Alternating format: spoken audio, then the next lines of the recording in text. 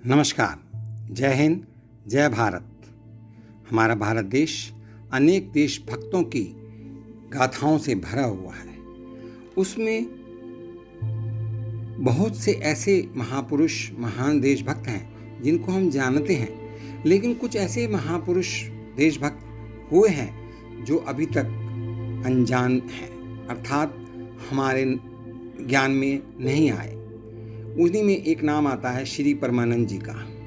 भाई श्री परमानंद जी का जन्म 4 नवंबर सन 1876 को जिला झेलम, जो कि पाकिस्तान में है, पाकिस्तान के करीमाला ग्राम में हुआ था। इनके पिता का नाम श्री भाई ताराचंद्र जी था। इसी पावन कुल के भाई श्री मतीदास जी ने हिंदू धर्म की रक्षा के लिए श्री गुरु तेग बहादुर जी के साथ दिल्ली पहुंचकर औरंगजेब की चुनौती स्वीकार की थी।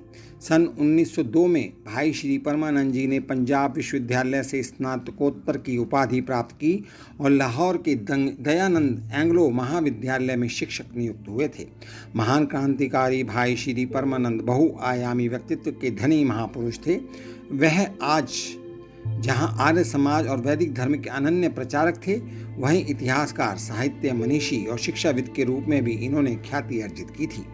भाई श्री परमानंद जी बहुत ही स्वाधीनता सेनानियों के प्रेरणा स्रोत भी थे।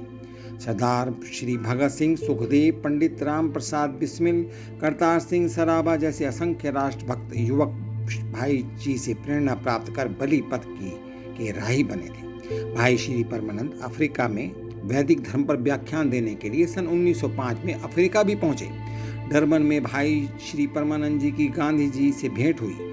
अफ्रीका से भाई श्री परमानंद जी लंदन चले गए। वहां उन दिनों में श्री श्याम जी कृष्ण वर्मा तथा विनायक दामोदर सावरकर क्रांतिकारी कार्यों में सक्रिय थे। भाई श्री परमानंद जी दोनों के संपर्क में आए।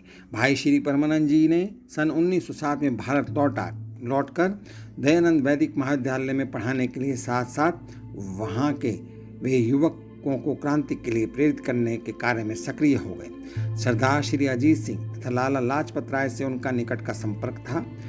इसी दौरान लाहौर पुलिस उनके पीछे पड़ गई। सन 1910 में भाई श्री परमानंद जी को लाहौर से गिरफ्तार कर लिया गया, किंतु शीघ्र ही उन्हें जमानत पर रिहा कर दिया गया। इसके पश्चात भाई श्री परमानंद जी अमेरिका चले गए और वहाँ उन्होंने प्रवासी भारतीयों में वैदिक हिंदू धर्म का प्रचार किया। लाला श्री हरदयाल आदि के साथ वह भारत की स्वाधीनता के लिए प्रयासरत रहे। सन 1913 में भारत लौटकर भाई श्री परमानंद जी पुनः लाहौर में युवकों की क्रांति की प्रेरणा देने के कार्य में सक्रिय हो गए। दिनांक 25 फरवरी सन 1915 को लाहौर में भाई श्री परमानंद जी को गिरफ्तार कर लिया गया।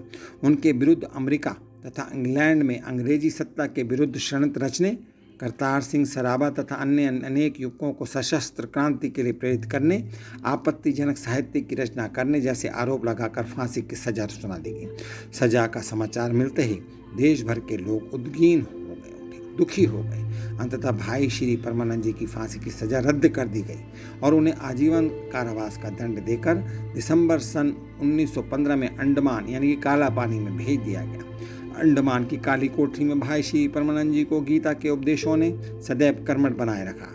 गांधी जी को जब काला पानी में उन्हें अमानवीय यातनाएं दिए जाने का समाचार मिला तो उन्होंने दिनांक 19 नवंबर सन 1919 के यंग इंडिया में एक लेख लिखकर यातनाओं की कठोर भर्त्सना की तथा भाई श्री परमानंद जी की रिहाई की भी मांग की।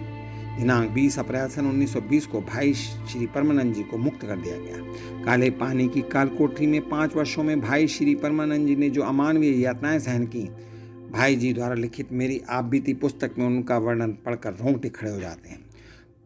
प्रोफेसर धर्मवीर द्वारा लिखित क्रांतिकारी भाई श्री परमानंद ग्रंथ में भी इन योजनाओं का रोमांचकारी वर्णन दिया गया है।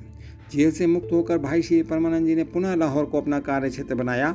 लाला लाजपत राय भाई जी के अनन्य मित्रों में थे। उन्होंने नेशनल कॉलेज की स्थापना की तथा उनका कार्यभार भाई श्री परमानंद जी को सौंपा गया। इसी कॉलेज में भगत सिंह व सुखदेव आदि पढ़ते थे। भाई श्री परमानंद जी ने उन्हें सशस्त्र क्रांति के यज्ञ में आहुतियां देने के लिए प्रेरित किया। भाई जी ने वीर बंदा बैरागी पुस्तक की रचना की, जो पूरे देश में चर्चित रही। कांग्रेस तथा गांधी जी ने जब मुस्लिम तुष्टीकरण की घातक नीति अपनाई तो भाई श्री परमानंद जी ने उसका कड़ा विरोध किया। वह जगह जगह हिंदू संगठन के महत्व पर बल देते थे। भाई श्री परमानंद जी ने हिंदू पत्र का प्रकाशन कर देश को खंडित करने के षड्यंत्र को उजागर किया। भाई श्री परमानंद जी ने सन 1930 में ही यह भविष्यवाणी कर दी थी कि मुस्लिम नेताओं का अंतिम उद्देश्य मातृभूमि का विभाजन कर पाकिस्तान का निर्माण है। भाई श्री परमानंद जी ने यह भी चेतावनी दी थी कि कांग्रेसी नेताओं पर विश्वास मत करो, ये विश्वासघात कर देश का विभाजन कराएंगे।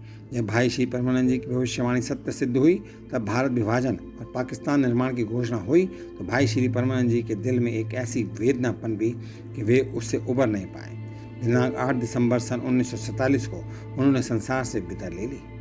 भाई श्री परमानंद जी द्वारा लिखित अनेक साहित्यों के अंतर्गत सबसे महत्वपूर्ण पुस्तकों का नाम हिंदू सकंठन, भारत का इतिहास, दो लहरों की टक्कर, मेरे अंत समय का आश्रय, पंजाब का इतिहास, वीर बंदा बैरागी, मेरी आप बीती आदि साहित्य आज भी इस महान विभूति की पावन स्मृति को अक्षुण्ण रखे हुए हैं। हम आज के दिन में इनको याद करते हैं और इनको हम अपनी श्रद्धांजलि अर्पित करते हुए इनके सम्मान में हम शांत रहकर इनको शांति प्रदान कर सकते हैं। बहुत बहुत धन्यवाद। आप सभी परिवारजनों के लिए हार्दिक शुभकामनाएं। नमस्कार। जय हिंद, जय भारत।